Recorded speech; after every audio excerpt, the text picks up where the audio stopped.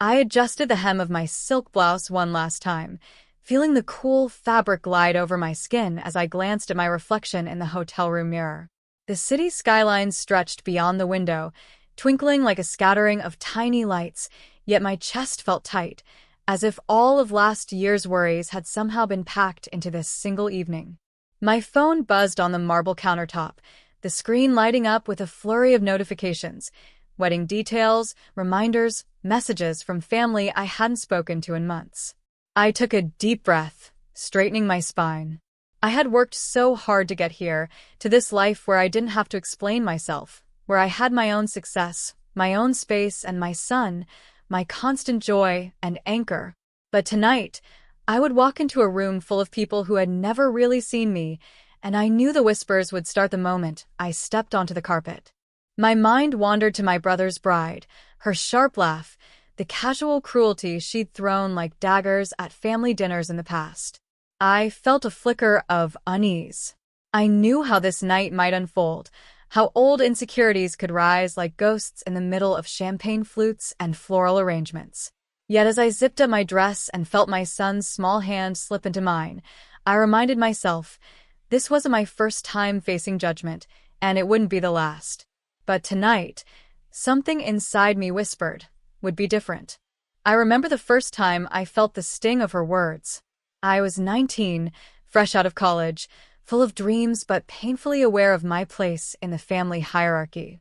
My brother's wedding had been months away, but even then, she, my future sister-in-law, found ways to make me feel small. I had worn my favorite blue dress that day, the one my grandmother had insisted I save for something special, and yet the moment I arrived, she looked me up and down and smirked. "You've really upgraded yourself," she said, her tone dripping with condescension. From what I remember, the lump in my throat was instant. My hands trembled slightly as I clutched my purse, and I felt my grandmother's words echo in my mind. Never let anyone define your worth. Not family, not friends, not even him. I had always thought of her as old-fashioned, but that day, her advice felt like a lifeline. I wanted to argue, to fire back some clever retort, but something in her smirk held me frozen. The room felt unbearably warm, the air thick with the scent of lilies and tension. Everyone else laughed politely, pretending they hadn't heard, and in that moment, I realized how invisible I had become to the people I loved the most. Later that night, I went into my bedroom, closed the door, and sat on the edge of my bed. I stared at the little silver locket my grandmother had given me. Inside, a tiny picture of her smiling, holding my hand. It was just a trinket, but somehow it felt heavier than gold. A promise. A reminder that I didn't have to accept their small-mindedness as my reality. That night, I decided I wouldn't wait for approval. I wouldn't shrink to make them comfortable. I would build my own world, on my own terms. The hurt would fuel me, the humiliation would sharpen me, and every insult would be a spark for the fire I intended to carry forward. By the time my brother walked down the aisle, I was already taking the first invisible steps toward the life that no one, not even her, would ever be able to dismiss. I didn't tell anyone how hard it was at first. Nights stretched endlessly, the hum of my laptop and the clatter of my fingers across the keyboard keeping me company while the city slept. I poured everything into my work, into my son, into carving a life that belonged entirely to me.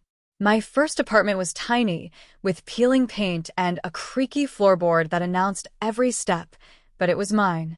It smelled faintly of coffee and old books, and I loved it. Every corner held a memory of the little victories that no one else would see.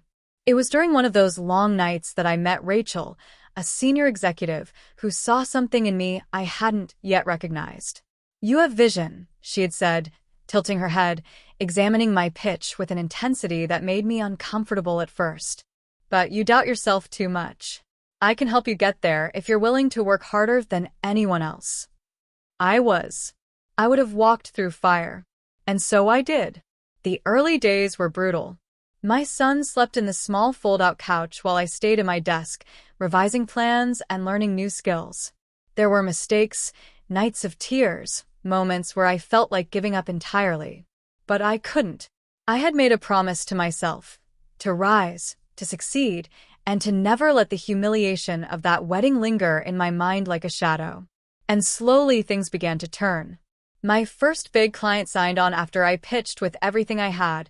My small freelance projects became a steady income, and the quiet whispers of "she'll never make it" faded into silence. Each success was small, but it accumulated, like drops of water carving a canyon over time. I watched my savings grow, investments take shape, and finally, the dream of financial independence bloom. All the while, I kept it a secret from my family. They didn't know about the promotions, the awards, the elegant loft I finally rented with a view of the river. I posted modest updates, occasionally sharing a coffee picture or a casual smile on social media. They could assume I was doing fine, but not extraordinary. I wanted my power to be mine alone, untouchable by judgment or old patterns. And through it all, my son was my anchor. His laughter reminded me why I was fighting, why I was building a life so rich that no one could ever diminish me again. Every night, tucking him into bed, I felt a fierce pride swell in my chest. Not just for what I had accomplished, but for the woman I had become, a woman who could face insults and rejection, yet still rise taller than ever. By the time my brother's wedding invitation arrived, I wasn't the shy, dismissed girl from years ago. I was someone they wouldn't recognize, someone powerful, confident, and entirely untouchable. The day of the wedding arrived with a crisp, golden sunlight spilling across the manicured gardens of the country club. I adjusted my dress one last time, feeling the smooth fabric glide over my skin. My son tugged gently at my hand, his small fingers curling around mine as if to remind me that together, we could face anything. I could feel the familiar flutter of nerves in my stomach, but it was different now, not fear, but anticipation. As we stepped onto the red-carpeted entry, whispers began immediately. I caught glimpses of faces I hadn't seen in years, cousins, aunts, uncles, and of course my brother. And then her, the bride. She was radiant in white, flawless and untouchable, or so she thought. I caught her glance, that subtle narrowing of eyes, the curl of lips that always meant she thought she had the upper hand. But tonight, I held a secret she didn't know, one that would change everything. I led my son down the aisle with a serene confidence, my heels clicking lightly against the polished floor. Guests murmured, but I ignored them, letting their assumptions hang in the air. I could see her confusion as she noticed the poised, self-assured woman I had become, the woman she had once tried to humiliate. Finally, it was my moment. My son's hand was small in mine, and I leaned down to whisper, "When I nod, you go." He nodded, eyes wide but understanding. The room quieted as he climbed onto the small stage set for speeches. All eyes were on him. "Hi everyone," he began, voice steady and surprisingly clear. "I want to say something about my mom. She's the strongest person I know." And he paused, looking directly at his aunt, the bride. "She doesn't need anyone to put her down to shine. Not even family." A hush fell over the crowd. I could see the color drain from her face. My brother's jaw tightened. Guests leaned forward, whispers starting like a ripple through water. I stayed silent, letting the moment hang. My son turned to me and smiled, a knowing smile that said, "This is ours." Then I spoke, calm and deliberate. For years, I was underestimated, overlooked, dismissed. But I kept going. I built my business, my life, and my independence without anyone's approval. Tonight, I don't need to explain. You can see for yourselves. The silence stretched, heavy with disbelief, until a few relatives began to murmur, eyes darting around at the subtle signs of my success. The custom silk dress, the elegant watch, the confident stance that radiated control. My brother looked at me, stunned, as if seeing a stranger. The bride's lips parted, words failing her. I let the moment linger just long enough before my son tugged my hand again, signaling the perfect ending to the reveal. The room had shifted, the power balance undeniable. No one could ever see me as small again, not after this. The room still hummed with stunned silence, the echoes of my son's words hanging in the air like an unbreakable cord. For a moment, I let everyone sit with it, letting the weight of years of dismissiveness, insults, and assumptions settle squarely on their shoulders. This was my moment, my truth, and I would not dilute it. I took a slow breath, feeling the firmness of my posture and the steady strength in my voice. I have no desire to punish anyone, I said, letting my eyes meet each family member's gaze. But I will not tolerate disrespect, past or present. Things need to change if we're going to move forward together. My brother shifted uncomfortably, guilt flickering across his face. The bride's arms crossed defensively, yet her eyes betrayed curiosity, a hint of fear. I continued, enumerating my conditions, not as ultimatums, but as bridges to healthier relationships and growth. First, respect. You will speak to each other, to me and to my son with honesty and kindness. No more judgment disguised as humor. Second, accountability. Acknowledge the hurt you've caused and take steps to correct it, rather than sweeping it under the rug.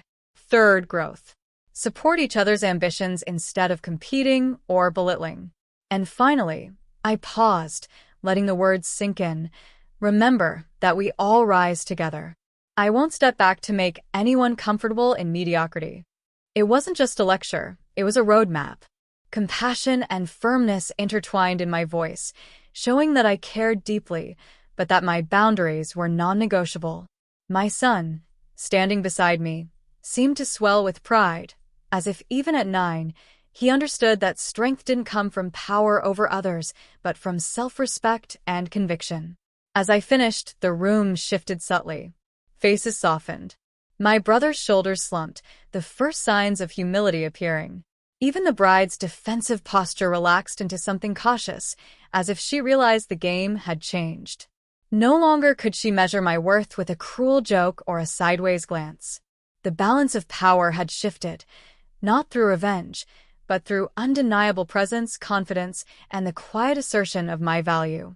For the first time in years, I felt a wave of relief wash over me. Not from victory, but from clarity. I had taken my hurt, my humiliation, and transformed it into leverage for growth, not just for myself, but for those willing to meet me halfway. Tonight, the rules had changed. And everyone in that room would remember it. The wedding ended on a softer note than anyone could have expected. Conversations hummed around us, but they were different now, respectful, tentative, as if everyone had stepped into a new understanding. My son clung to my hand, his small fingers intertwined with mine, and I felt a swell of pride so profound it nearly took my breath away. Later, I watched my brother apologize quietly to me, his voice thick with guilt and sincerity. Even the bride came over, awkwardly at first, then with genuine effort, to acknowledge the harm her words had caused. It wasn't perfect, there would be bumps along the way, but the shift had begun. They were listening, and that alone felt like a triumph. As the sun set, painting the sky in shades of pink and gold, I stepped aside for a moment with my son. I held the small silver locket my grandmother had given me years ago, the one that had been my anchor through so many moments of doubt. I opened it, seeing her smiling face, and felt her presence like a warm hand on my shoulder. This is what she meant, I thought. I never needed anyone else to define my worth. I only needed to believe in myself. My son leaned into me, whispering, "Mom, you were amazing." And in that simple statement, I felt all the years of struggle, all the nights of tears and doubt, crystallize into clarity. I had built a life that no one could diminish, a life of independence, pride, and integrity. And more than that, I had shown my son what it meant to rise above cruelty, to face challenges with courage, and to hold your head high even when others tried to knock you down. That night, as we drove home under the canopy of streetlights, I realized that I had arrived at a place I had only dreamed of, one where my strength was unquestioned, my boundaries respected, and my heart full. The woman who had once been silenced and dismissed was now the woman setting the tone, guiding her family with love and firmness alike. I squeezed my son's hand, smiling softly. "We did it," I whispered. And in that quiet moment, I understood. It wasn't about proving them wrong. It was about becoming who I was always meant to be, strong, unapologetic, and free.